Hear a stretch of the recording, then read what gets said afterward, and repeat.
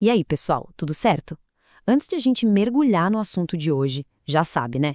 Deixa aquele like, segue o nosso canal e compartilha com a galera, porque isso ajuda demais a gente a continuar produzindo. Bom, vamos lá. Impostos federais. Só de ouvir essa expressão já dá um arrepio, não é verdade? Parece um bicho de sete cabeças, mas a verdade é que entender como eles funcionam é essencial. Hoje, a gente vai desvendar juntos esse mapa, num jeito bem direto ao ponto, para sacar como a principal fonte de arrecadação do país realmente opera. Então, qual vai ser o nosso caminho hoje? Dá uma olhada. A gente vai começar do comecinho mesmo. Como é que uma regra lá na lei se transforma numa cobrança no nosso dia a dia? Depois, vamos pegar uma lupa e olhar bem de perto dois gigantes, o IPI e o IR, para ver a teoria funcionando. E para fechar com chave de ouro, tem uma reviravolta. Vamos descobrir quando a regra mais básica de todas, que é a de pagar imposto, simplesmente não se aplica. Bora lá? Ok, então vamos para o início de tudo. Antes de qualquer imposto ser cobrado, existe todo um processo. Pensa nisso como se fosse uma receita de bolo, sabe? Tem uma série de passos que transformam uma ideia abstrata, que está lá escrita na lei, em uma obrigação real, concreta, de pagamento.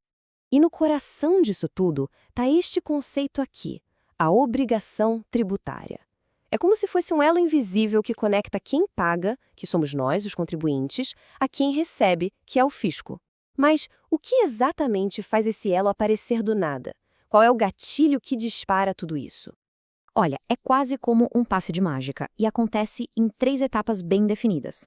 Primeiro, a gente tem a hipótese de incidência. A lei vai lá e descreve uma situação genérica, tipo industrializar um produto. Beleza. Aí no segundo passo vem o fato gerador. Uma fábrica vai lá e realmente industrializa o tal produto. A situação abstrata aconteceu no mundo real. E aí, bum! Terceiro passo, nasce a obrigação de pagar. No exato instante em que o fato gerador acontece, o dever de pagar o tributo surge, automaticamente. É a lei saindo do papel e batendo na nossa porta. Beleza, agora que a gente já entendeu a receita do bolo, vamos ver como ela funciona na prática com dois dos ingredientes mais famosos do nosso sistema, o IPI e o IR. Eles são exemplos perfeitos para ilustrar essa teoria toda, mas, como a gente vai ver, cada um tem uma personalidade bem diferente do outro.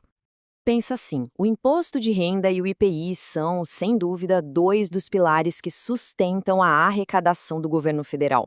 De um jeito bem simples, um foca na riqueza que a gente gera, ou seja, na grana que entra, o outro foca na mercadoria que é produzida. E olha que curioso, apesar de ambos serem impostos federais, a lógica por trás de cada um é completamente diferente. Vamos começar pelo IPI, o famoso Imposto sobre Produtos Industrializados. O nome dele já entrega o jogo, né? O foco aqui é a produção, aquele momento em que a indústria pega uma matéria-prima e, tcharam, transforma em algo novo. Agora, presta atenção que isso aqui é bem interessante. O princípio que guia o IPI se chama seletividade. E a lógica por trás é muito poderosa e até bem simples.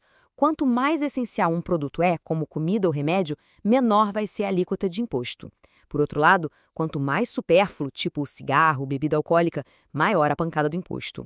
É uma maneira de usar o tributo não só para arrecadar, mas também para, de certa forma, influenciar o consumo e tentar aplicar um senso de justiça fiscal. Então, em que momento exatamente o IPI é cobrado? Quais são os gatilhos? Basicamente são estes aqui. O imposto nasce quando um produto que vem de fora é liberado na alfândega. Nasce também quando um produto nacional sai da fábrica. E até numa situação mais rara, que é quando um produto apreendido vai a leilão. Cada uma dessas situações é um fato gerador que liga a chavinha da cobrança. Aliás, falando em ligar a chavinha, se esse conteúdo está sendo útil, está clareando as ideias, faz um favorzão pra gente. Compartilha, manda naquele grupo de amigos, posta nas redes sociais. Isso ajuda o nosso canal a crescer e a gente a trazer mais conteúdo assim. Ok, vamos virar a chave agora e falar do imposto de renda. E aqui, gente, a lógica muda completamente. O foco sai do produto e vai direto para o bolso. Para o IR, o que importa é o aumento da riqueza, o tal do acréscimo patrimonial, seja de uma pessoa física ou de uma empresa.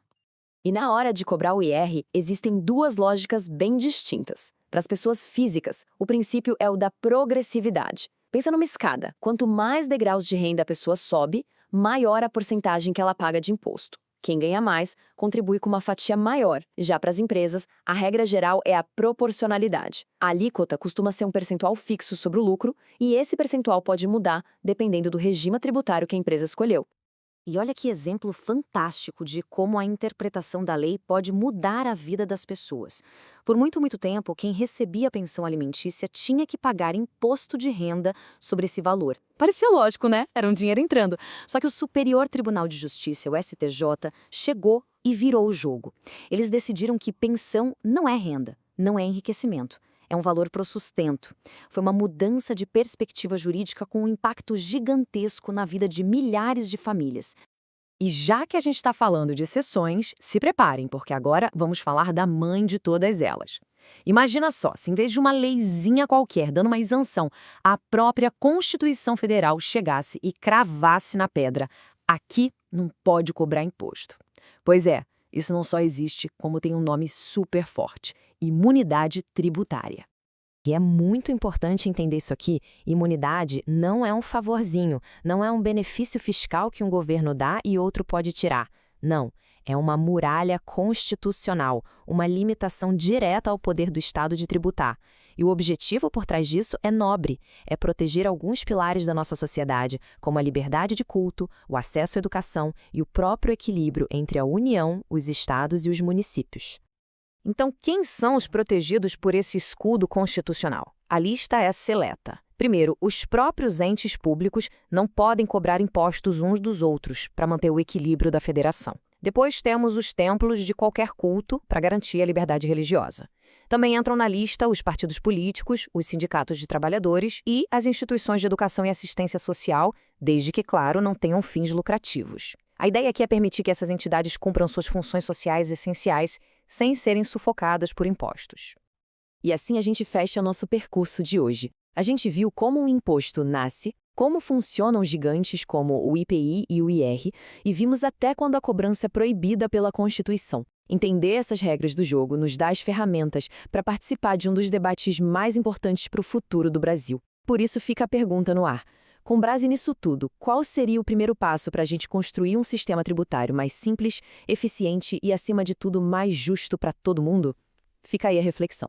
Muito obrigada a quem acompanhou até aqui. Não esquece que o like é super importante para a gente. E para mais conteúdo, siga o DireitoCast no Spotify. Se prefere vídeo, é só procurar por DireitoCast no YouTube ou no TikTok. Até a próxima!